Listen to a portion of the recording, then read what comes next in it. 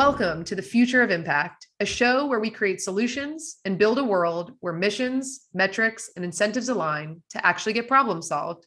We are on a mission to find innovative ways to accelerate change and make impact in industry. But we can't do it without the right metrics, and we can't do it alone. This is not a job for one or even a few. We all stand to succeed by working together. We are the future of impact. I'm your host, Jess Merrill. Let's get started. Dr. Mark Wagner is the founder of Aries Learning, which provides a vision for schools that prepare students with the skill sets and mindsets they'll need to be successful in the growing space economy and in humanity's rapidly approaching multi-planet future. He also serves as president of Space Prize, a nonprofit organization focused on promoting STEM education and increasing the representation of women in aerospace careers. In addition, he teaches the Space Education Graduate Certificate Program at Kepler Space Institute, and he's the associate editor for the Journal of Space Philosophy. Outside his work, Mark loves playing hockey, practicing martial arts, and obsessing over his 62 Beetle, which now runs on an electric motor and Tesla batteries. He's a certified health coach and biohacking enthusiast who also enjoys songwriting, spending time in nature, and exploring the world with his friends and family. Mark, I'm very excited to have you. Thank you so much for your time and just, really looking forward to this conversation. Thanks, Jess. I'm really excited to be here. Awesome. So as we like to start all of our conversations with guests on this show, I would really appreciate if you'd be willing to share, your why and the unique path that brought you to become an impact leader in space education. Yeah, it's interesting. I know in the space industry, and I imagine in many others, the career trajectory of everybody involved tends to be really unique. But I think one of the unifying pieces for me is it seems like everything I've done, particularly professionally, has been trying to make the future happen sooner. and tracing that why probably goes back to fifth grade. I'm sure there's roots before that, but I became a hardcore Trekkie in fifth grade, if you can imagine that. There was nothing but the original series for me at that time.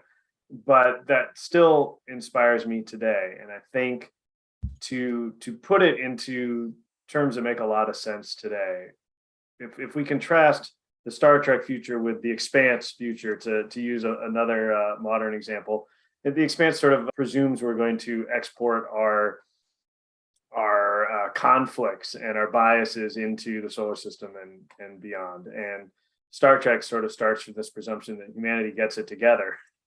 And we face the challenges out there, with a sort of united front. And what I think has always made Star Trek special is that it's about, or it depicts a future of diverse people working together, using science and technology and sometimes spirituality to solve problems and help others. And I think that's the future I want to see come together. So whether that's my work in education technology or now in space education, I think that vision really brings things full circle. But I've been a space enthusiast since I was a kid. I went to space camp a couple of times. My undergraduate work was originally in astronautical engineering, but the early 90s, to date myself, was not the greatest time to get into that field. So like a lot of my peers, I jumped ship and ended up studying science fiction as literature, which led me to teaching literature to high school students, which led me to education technology and so on. So it's crazy after a 20-year career in training teachers with technology to come full circle sort of back to space enthusiasm, space exploration, and space education, and helping prepare kids for what's right on the doorstep now that, wasn't really in the 90s. Yeah, it's pretty incredible. The community that we met in, it was a similar, I am also an alumna of space camp. And it's funny how many people I talked to from that community that was their entry point, was like a youthful passion, right? That kind of, in many cases, from what I've heard, and maybe you've, experienced the same, like you were able to kind of like keep it in your trajectory, throughout your career. But like a lot of people, it just went to the wayside. And then the past 2.5 years, like reignited something within them that made them say, like, I really want to connect. And maybe it was partially what was going on in the world, like from a, societal and pandemic standpoint, but also the speed at which the, space industry has been growing just feels like in the past 3 years, it's become so exponential that your last point of like, it's right at our doorstep feels very real, especially when you're a part of that community. Well, there's so much to unpack there. To begin with, when I was in school for astronautical engineering, no one had designed a manned spacecraft for 20 years in either direction, it turns out. And I had a poster on my bedroom as a teenager from NASA that said we were going to be on Mars in 2014. It was a whole flow chart. So obviously a lot of that didn't happen, and I think a lot of people, understandably so, sort of got off the bus, right? And the last decade, and especially the last 2 years, has just gotten more and more exciting. I mean, we have rockets landing themselves, and we have multiple manned spacecraft in use at this point, and having all of that happen, I think, up against the backdrop of the pandemic and so much of the social discord happening now, it's almost like the 60s part two, right? You've got the civil rights movement while people are landing on the moon, and a similar thing now with the commercial space revolution and everything that we've been going through over the last 2 years. Yeah, it's pretty exciting. I mean, I guess exciting or overwhelming, depending on how you want to look at it. That comment about the 60s really resonates. And sometimes it's frustrating, like, how did we get back here? But I'd like to think that kind of along the way, at least we've, I don't know, some things have gotten better, and we've learned a lot, and the technology and our capacity for emotional intelligence and all of that, has hopefully improved as a society. But yeah, it's all very exciting. I feel very grateful to have, been invited to be a part of the community, and then also to have had a chance to meet you, which led us to this conversation today. Yeah. So I would love to touch on, the unique path of which you shared of, starting this ed tech company that has now led to your current venture. You sit in a really unique position that's like my favorite to explore, where we're straddling this for-profit and nonprofit and kind of tapping into the best of both to really look at collaboration, look at how do you leverage, the best of all things to make the most impact. I would love to understand, you have a very innovative approach to the way that you've approached Aries Learning and the funding model for that. I would love to understand your perspective on how to innovate and how you've applied that thinking to this unique funding model. Oh boy, so many answers there. And even the front end of that question started me off on another direction. If we have time for it, we can come back and talk Apple IIs and Chromebooks and how that relates to space education today. But in terms of sort of the innovation process, these are all pieces that I picked up, frankly, in some of the most innovative schools around the world over the last 10 years, in particular, 10 years prior to COVID.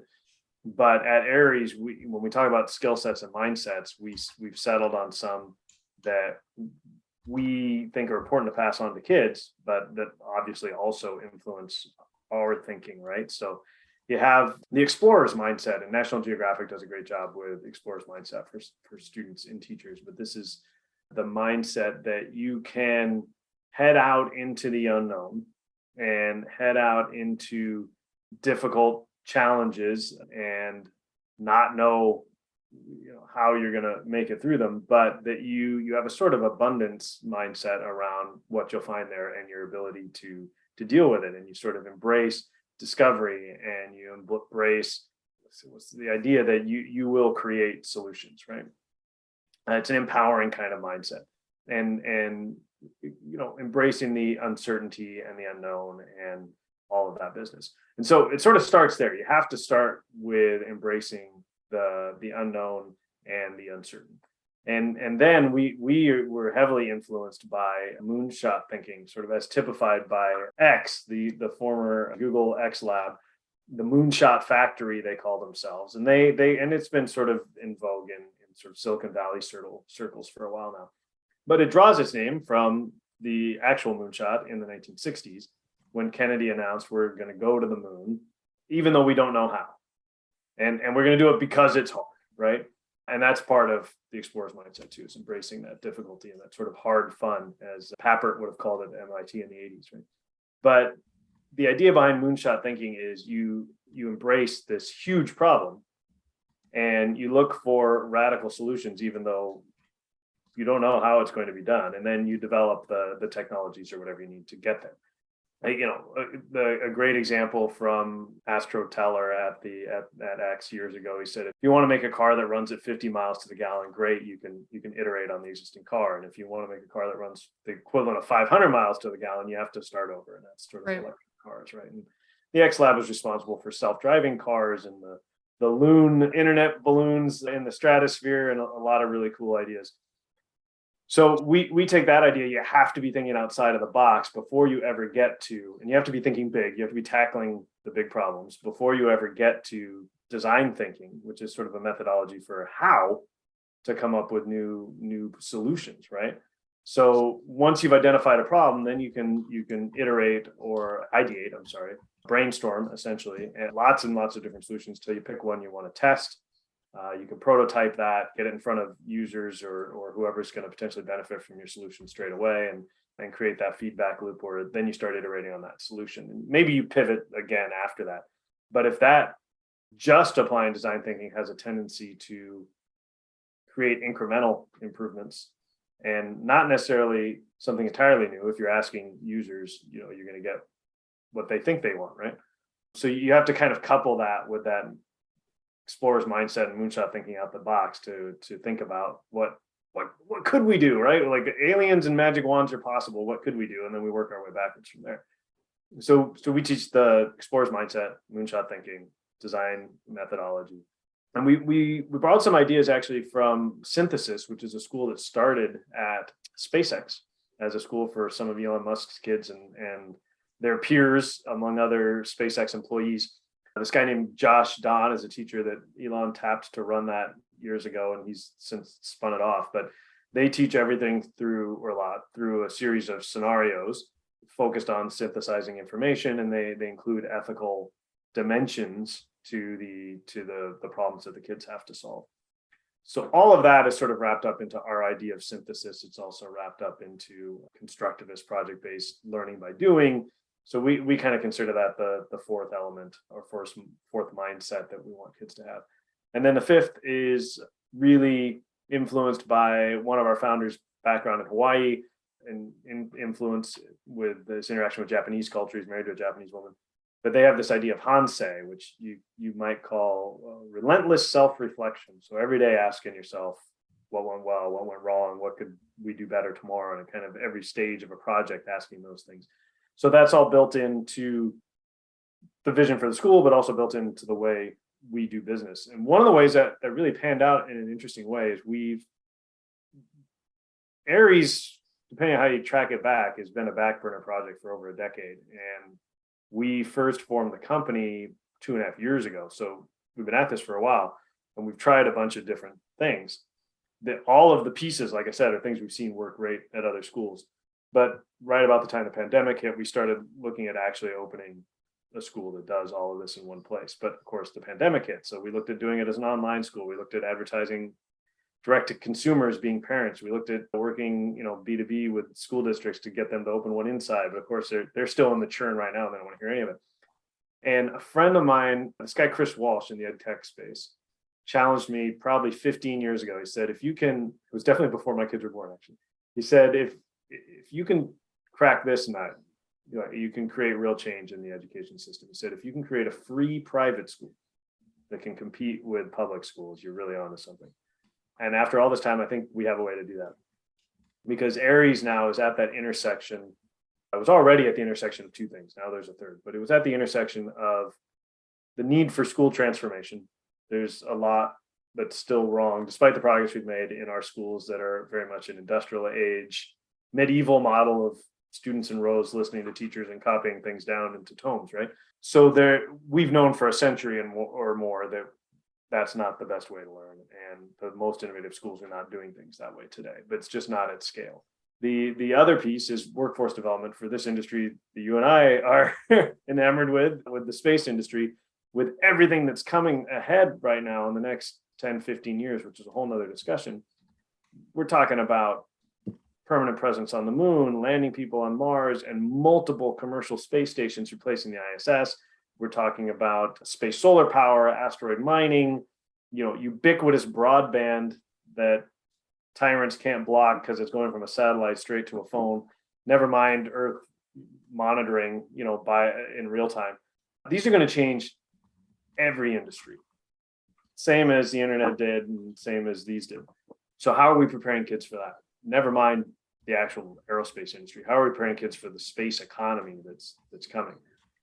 So we've got school transformation, we've got the need to prepare kids for the growing space economy. And sort of the final missing piece for us was realizing that we can also tap into the tremendous resources of teenage innovation and entrepreneurship that's not being tapped. And we ran a moonshot lab based on many, many of these ideas in Hawaii for about 3 years before the pandemic. And sure enough, these kids, it was all funded by the King Kamehameha Foundation, and these kids were largely indigenous kids or descendant of indigenous Hawaiians. And they typically weren't the greatest students necessarily, but they came to the moonshot lab and they were asked, what problem do you want to solve? You've got all the resources of the staff and the school at your disposal. And they launched nonprofits and they launched companies and they made their own clothing lines and they created apps and they did a lot of cool stuff that was really grounded in their culture and what they wanted to pass on. So they built a planetarium to teach stargazing with traditional Hawaiian, Polynesian constellations. And they connected with developers in Europe to create an app that would teach the constellations. I mean, just really amazing stuff. Yeah. And if you look at the number of teenagers that have had to leave school or leave college to launch their billion-dollar unicorn companies, it's clear this happens.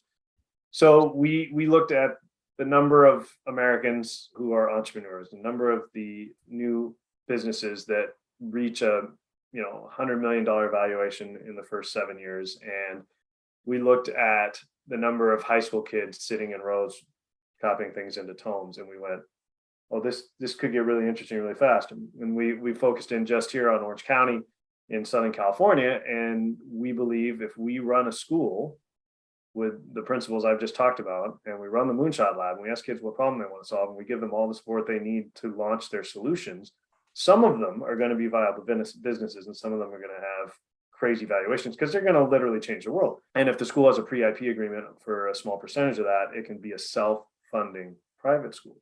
So meanwhile, the kids get the best education they can possibly get. They get preparation for the growing space economy. They get an entrepreneurial experience, even the kids that aren't going to launch something wildly successful. And we think those are very, very good things for society as a whole. And then meanwhile, there's going to be a percentage of unicorns that come out of this. And the more that we've learned about startup accelerators, the more we realize we can improve those numbers by giving the kids the kind of support in a school environment you can't even find usually in a professional environment. So we're really excited about that model. And that doesn't come, well, A, it doesn't come without a winding path. Mm-hmm. But B, it doesn't come without us putting those mindsets into practice and thinking outside the box and iterating until we get there. And we're probably not done yet. I know. I was going to say I imagine. So my next question was going to be like, where in the process of that being a reality are you? And then I'll start with that one first. Oh, well, that's a good question. And we're at a really exciting place right now. Because like I said, we've seen all this. We did the Moonshot Lab for 3 years. We have all the pieces. And now Aries is in an accelerator with New Chip. So we're in the New Chip Accelerator, which is a 6-month program. We're about 2 months in. And they have a fantastic 70% funding rate. They're kind of new, so we don't know what their exit rate is going to be in the long run. But 70% chance of, presuming it's ours to lose at this point, 70% chance we're funded, within the next 4 months if we do everything right. So we're really excited about that, raising a seed round right now and launching the school. We should have, employees for the second semester, if you will, and be launching the school at this time next year in September 2023. That's amazing. Yeah. Very excited. And then you just need to be in Atlanta by the time my soon-to-be daughter is ready to go to school, because that's where I want to send her to school. Yeah, well, this is how long these things take. This free private school challenge I got was before my kids were born. And I remember thinking when my first kid was born, I've got 5 years to crack this and that. And it's like, oh, no, here we are 14 years later, but it may be cracking.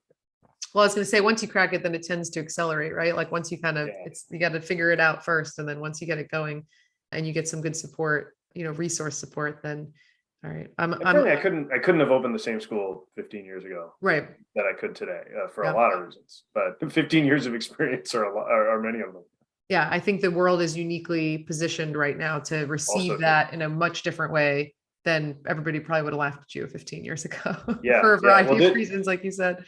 Well, startup, the startup economy and accelerators have come a long way, and the space industry has come a long way. Like all of these things are sort of coming together at a really exciting inflection point, I think. Is there anything like that that exists from an accelerator standpoint, just for youth businesses, like youth entrepreneurship? There's a lot of youth entrepreneurship programs. They're not typically necessarily focused on launching something, although obviously lots of student businesses happen, right? There's a lot of t-shirts and mugs and that kind of thing, right? I did just recently run into a researcher from Israel who has been studying student accelerators. So there's a little bit of work being done on this, which is really, really exciting. But even what's happening with startup accelerators, for adults, like we're just now starting to have really interesting data over time to look at when it comes to exit rates and how different accelerators are run. For instance, I just saw some research earlier this week about what a big difference it makes to have accelerators focused on teams first and then matching those teams to problems, which is actually very similar to how we did it part of the time in the Moonshot Lab in Hawaii, where we organized teams of kids, and then they essentially had clients in the community and solved problems for the businesses in the community, which was really, really cool. And so that has a much higher success rate than sort of like everybody in the accelerator shooting a different direction, for instance. Right. Yeah. That makes sense too. I mean, it actually reminds me of the way that we talk a lot about, the community up approach from solving problems, specifically on the nonprofit side, but really just this idea of like, start with the right people and the problem, and then put it all together and like see what naturally comes out of it, versus like some, outside entity deciding what the solutions need to be for a problem that they most likely don't really understand at a, core level. So that is not surprising, but also very exciting that there's now data to support this idea that like put the right people together and then point them in the direction of a problem, and the likelihood of, and showing that from an actual like financial standpoint, like the likelihood of success is X. Yeah. Their exit rates were higher that the companies were that successful in 5 to 7 years. Right? Yeah. And that's the like, the thing that I get excited about as it relates to the direction we're headed, and like was, kind of the impetus for starting the show, is like bridging these two worlds, because it is not enough to assume that people can stay connected to and motivated by mission, right? Like that's what we say, mission metrics and incentives aligned will create, will solve the world's problems, because the business side probably leans too much on the side of capital incentives. The nonprofit world leans too much on the side of mission and heart driven and, incentives. And if we can bridge those two things together, then I think we exponentially speed up the rate at which we change these problems, because people also realize that okay, what you just said about that will definitely be a clip that I will just share with the ORT community to share with everybody else. But this idea that like breaking that belief that what's happening in the space industry right now is a billionaire's race, and talking about like because there is obviously you and I both heard it, the like, well, we're spending all this money, why don't they solve this problem or that problem, or like it's for them to go up into space for 10 minutes and come back, and is it really space and all this? But it's like what you just outlined, which probably barely scratched the surface of all the opportunities that will be created from a workforce standpoint, are all real things, and many of them just have on our ground Earth implications immediately, like mining asteroids and all these different things. And so I think that when you start to think about like, well, there's always this question of like, is there a hindrance to solving problems? Because then people will wonder what's left to do. But it's like, there'll always be more to explore and more places to go. Always going to be more to explore. Yeah. Yeah. It's interesting talking about making a school that prepares kids for the growing space economy, because there are so many trillions to throw around. Like the actual aerospace industry is projected to be $1 trillion industry by 2040. And that's not counting some conservative projections of the value of asteroid mining by the same time is about $1 trillion. Right. And if we get our act together with space solar power, that's $1 trillion industry that, by the way, changes the world, especially coupled with lithium batteries mined from asteroids that don't destroy the environment down here. All of a sudden, it completely changes any concept of GDP on a global scale if we have ubiquitous solar power and batteries available to everybody. So yeah, getting to throw around these trillions and explain that we have to prepare kids for this because it's coming in a decade, in the coming years. If you think about today's kindergartners, will graduate into a world where we've got a permanent presence on the moon and 3 commercial space stations and people on Mars. Like that's incredible. Yeah. Yeah. And also I had the chills when you just said that because I was like, oh, that's my daughter. So she'll laugh about the fact that you think about what kids laugh about now, what that we went through, or that we laughed what our parents or grandparents went through. But it's to think about that will just be for them norm. It's just like all the kids today, like only ever had devices and were only ever connected to everybody else around the world and all the information they could, probably ever need, and probably more than they ever needed. But that, that idea that that's a world that is within a generation, that's a generation that's already living right now is just bananas and so exciting. And also it paints a picture of motivation for people to see very clearly why the current system, like nothing wrong with it, but like it just doesn't work anymore for like the opportunity and the excitement. And like it makes education exciting and cool again. Like it makes it like if that's what you can, what you could be educating yourself for. And you talk to a lot of science teachers too, who say the best way to get kids excited about science is start talking about space. And a lot of the girls we met through Space Prize, through the New York thing, the New York challenge, the first challenge, the inaugural challenge, they got turned on by an astronomy class that they had where they learned about black holes, and that was their first hook into getting interested in everything that's happening in space around them right now. It's just so cool. You also made me remember a book written by an ed tech colleague of mine, Rachel Mann. She wrote a book called The Martians in Your Classroom, and the premise is, and this was even a couple of years ago she wrote it, but the premise is the first people to walk on Mars are probably in our classrooms today. And I would say probably the first settlers on Mars may be in our classrooms today. So what are we doing to prepare that generation for that reality? So you gave a good setup for the next part of our conversation, which is your involvement with Space Prize. Yeah. I'd love for you just to kind of touch on, it's such an incredible mission for a number of reasons. It touches on a number of different, important issues and challenges that we face, globally. But I would love to just kind of hear the story of like how you got involved with Space Prize and its mission, and kind of like what are you guys doing in that space? Yeah. Well, it's interesting just to put a frame on it. Ares, like my previous company, EdTech Team, is a benefit corporation, and that sort of spans that gap between the for-profit and the nonprofit. Space Prize, in particular, is a New York nonprofit. And Space Prize is focused explicitly on empowering young women to pursue STEAM education, so science, technology, engineering, the arts, and math, and to pursue or explore careers in the growing space industry. So we do that in 2 ways. One is through attention-grabbing contests with spectacular prizes, like sending them on parabolic flights where they can experience weightlessness. And then the other is through creating open education resources that are available to students, teachers, and enthusiasts everywhere. So our first contest was in New York City. We worked with schools in the 5 public schools in the 5 boroughs of the city to run an essay contest in January, followed by a video contest in February.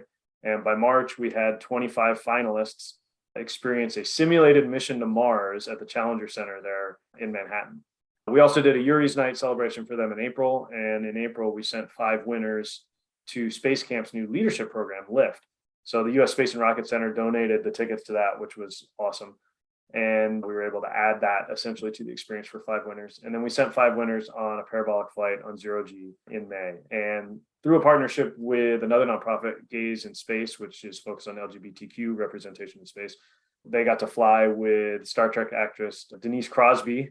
And also through our partnership with 0G, our executive director, Kim Macharia, got to go up with the girls, which was really, really cool. So following that experience, all the winners get a year of mentorship with a woman in the space industry, and those are sort of handpicked to match with the girls' interests too, as much as we could. So we did a similar contest in Paris. It just got announced last week at IAC, the winners, and we did a similar contest, or we're doing a similar contest in Portugal right now. So the other side of that, aside from the attention-grabbing contests, is creating these open education resources. So we have a guest speaker series. We just did our 16th episode yesterday. It's mostly women, but some men from all across the space industry. And so kids get to hear those career trajectories of scientists, astronauts, engineers, but also space lawyers, space historians. We've had a spacecraft interior designer. We've got zero-G fashion designers coming up. We have geologists and astrophotographers, and there's all of these just phenomenally different routes into this growing space industry. And we're trying to illustrate some of those paths and share some of their stories. And then the other thing we've done is we put together a 8-chapter. It's meant to be about a 12-week course. It's a space education curriculum. Could be a school elective. It could be an after-school program. It could be a homeschool thing or a self-paced thing for kids. But it looks not only at like an intro to space science and the solar system and history of space exploration, which is kind of common for space education, but it also looks at why is all that important to people here on Earth, from the environment to spin-off technologies, right? And it looks at everything that's happening in the new space industry today, from commercial space to international programs, including China. And it looks at space philosophy, speaking of the overview effect and the round table. So it looks at issues like sustainability and governance and ethics and that sort of thing as we move forward, looking at existential threats all the way to our higher aspirations for shepherding life throughout the solar system, right? So really ambitious curriculum, but that's all available now. I actually exported it on PDF the other day. It was 550 pages. It's a legit textbook, but it's an online flex book where with simulations and visualizations and lots of links out to JPL and NASA and National Geographic and you name it. So. And what's the age range for that? Like, it's meant for high school, but really any kid that has the reading level, I think, could enjoy it. It's all, chunks of, a particular topic. And then, for instance, we have chapter 2 is all the skill sets and mindsets we were talking about earlier. So there's a section on explorer's mindset, and it gets into like curiosity. There's a chunk of text, there's a video. Discovery, there's a chunk of text, there's a simulation, whatever.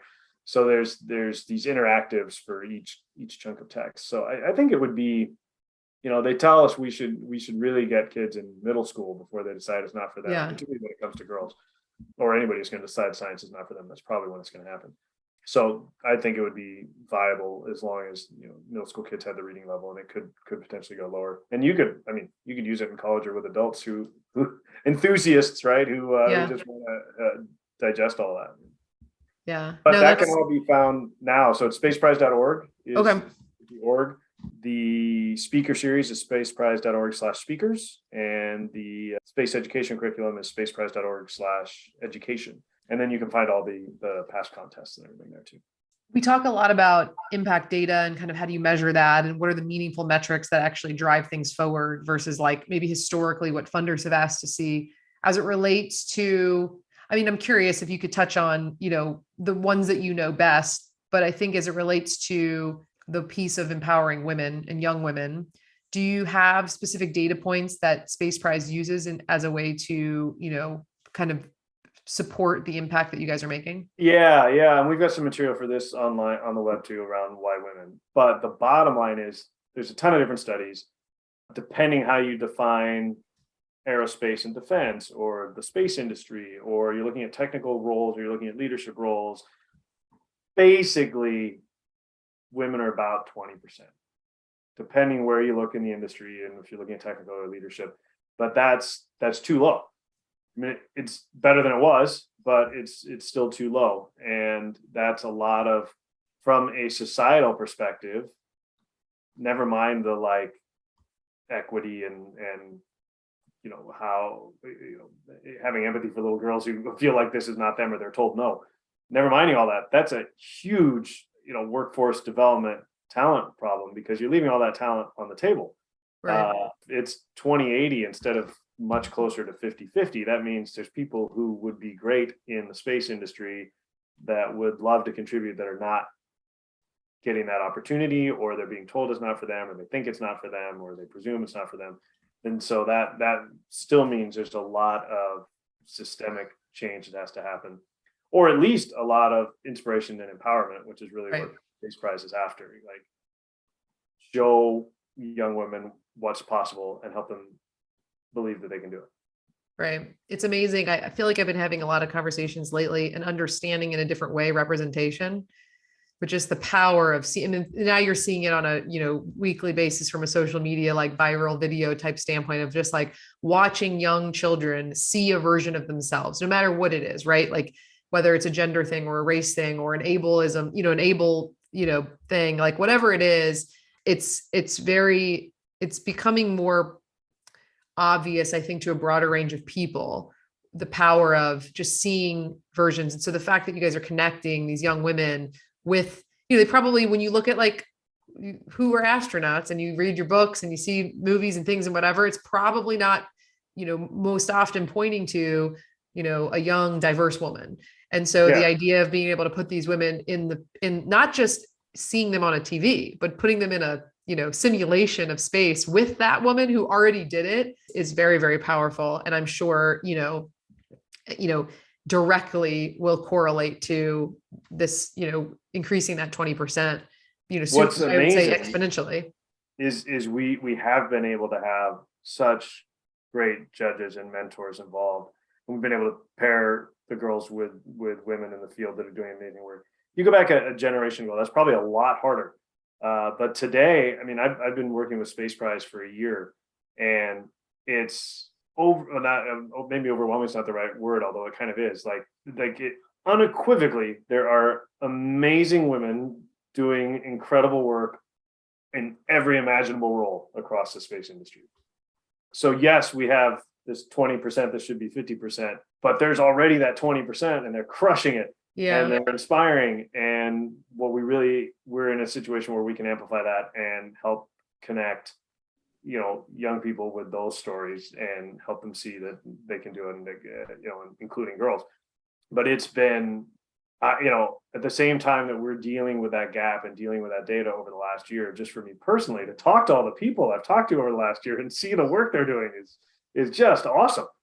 And anecdotally, I have talked to people in some of the newer companies or the newer teams, even within big behemoths like Boeing, for instance, and saying that like the Starliner team is often closer to 50-50. It's interesting just to hear, things are changing, but we still need to amplify that and still need to make that clear to the next generation coming up. And hopefully we keep seeing it change. It makes me think that how many people got into this industry and now have been the creators of this industry that started with the same thinking and inspiration that you did with Star Trek, of like, and the power of Star Trek. I'm not a Trekkie now. Maybe I think I might need to be, because when did Star Trek first come out? Star Trek came out in 1966. And so recently Nichelle Nichols, who played Uhura, passed away. Mm-hmm. And so a lot of people got to hear the story of her wanting to leave the show, and Dr. Martin Luther King stepping in and saying like, no, you need to keep doing this, because boy, if I want to butcher the story, but I think it was his daughters would see her on TV and inspired by that. But he, in any case, was encouraging her to stay in that role and stay visible, even though, it was a supporting role in the show. But having a Black woman on the bridge, in a command role was really, really huge. And so if we look back on some of the 60s Star Trek, it's kind of embarrassing by today's standards, but it's always been pushing the limits. And they've, I think that's gone much, much further, even in the latest incarnation of the shows over the last 5 years. But it's like that seed that then if there's a common theme of a majority of the people who got, or many of the people who became the founders of the, of the culture of this industry were people who started from that point, versus you look at other industries, in our world that were started from different, different starting points. It's no wonder. And it's what I always feel so inspired by and so grateful to be a part of when I'm in spaces, in communities and able to be in community, every week with people and leaders in the space industry, is that it just feels inclusive by being, not by talking or saying or thinking or planning. It's just like it just feels like the best of what we can be coming together and talking about like, and then we do this thing, right? Like, and then there's a business output or a thing or an output, but not where the output is like, how do we all come together as humans? It's like, that's who we are. And then we create an output. I actually imagine that this point I'm going to make may change a bit over time, but I think right now that may be because if you're involved in the space industry right now, you care about humanity's future.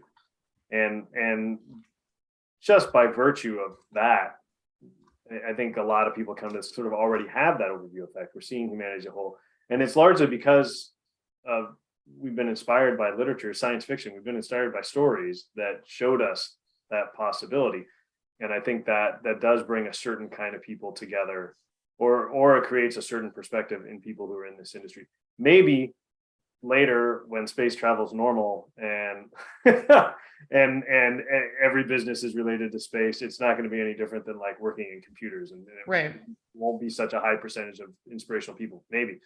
But better to aim for a future where instead we're bringing more and more people on board with that way of thinking as we're bringing more and more people into the growing space economy, right? And taking it to them and meeting them where they are. Like that's the whole benefit of the overview effect and Frank's books, trying to communicate it to people, and all the things that the people in the overview roundtable community are trying to do to communicate it to people so that we can share that kind of effect with people here. I definitely feel like we, I'm a citizen of the earth or a citizen of humanity first. And that's not always a popular perspective, even in California. Yeah, I mean, there's a lot to say. There's a lot to say there, and then we wouldn't get to the last question, which we started with. You and I were talking about right before we started the show, and now when I felt like I wonder what he's going to say. Now I feel like this entire interview has been answering that question a little bit. Yeah. So the question for those of you who weren't in the pre-conversation before we started the show was, what does Mark think the future of impact looks like? And now, having gone through, this conversation for the past, 30, 45 minutes, how would you summarize what the future of impact looks like to you? Yeah, I think the future of impact ideally looks like everybody's problem. And I think we've been headed that way for a long time. We keep talking about parallels with the 60s and that first photograph of the earth that arguably birthed the environmental movement, and more or less concurrently with civil rights and all those changes that people were fighting for then. And there's a lot of people fighting for progress on a lot of fronts today too. But over time, I think that's become more acceptable, more widespread. I think about even when I was teaching high school, there was a new requirement for all of our students to do, I think it was 40 hours of community service over the course of their 4 years, right? And I was lucky enough to teach some of the AP Lit classes. So I had these kids who were sort of academically, really, really strong.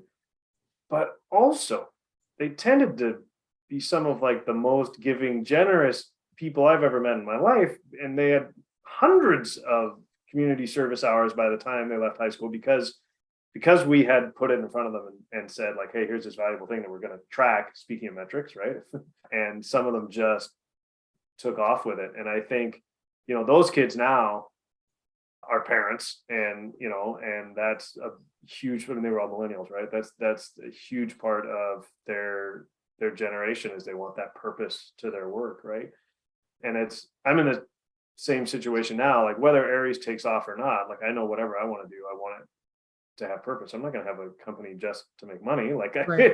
there needs to be a purpose there. And I feel like the more people, I know some people are going to need a paycheck, right? But the more people choose where to put their time, where to get their paycheck, such that it's in alignment with their values and the impact they want to have on the world, I think the better. And the more people like you and I and the listeners of this show can do to spread that way of thinking, the better. And I think thinking about all of us as crew on Spaceship Earth is a great perspective. Like whatever your nonprofit does, we're still part of this community on this fragile life support system hurtling through the void.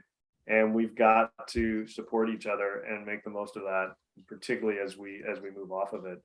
I think it's got to be everybody's problem. And I think, by the way, that's, if you look back at some of the most aspirational science fiction like Star Trek, that's part of what they're depicting, is that I'm not going to be able to rattle them off verbatim right now, but there's some great lines, particularly from Picard in the Next Generation era, where he talks about how, humanity's moved past that. Now we try, our primary focus is to better ourselves. and not that I'm advocating socialism or anything, but there's a lot of lines where they say like, oh, we don't have any money anymore in the United Federation of Planets, right? But they're fantastically successful, at Right. the industrial level, and they're always the ones out there helping other people in the galaxy. So it's a lot of American values integrated there. So it's really interesting to see like how might we do things different so that everybody is in a position where they can. Right.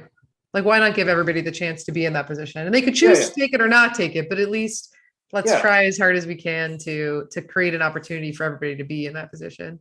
Yeah, where they can be focused on bettering themselves and helping others, and that's a hell of a vision to work. And what would a world look like if that was everybody's kind of main focus?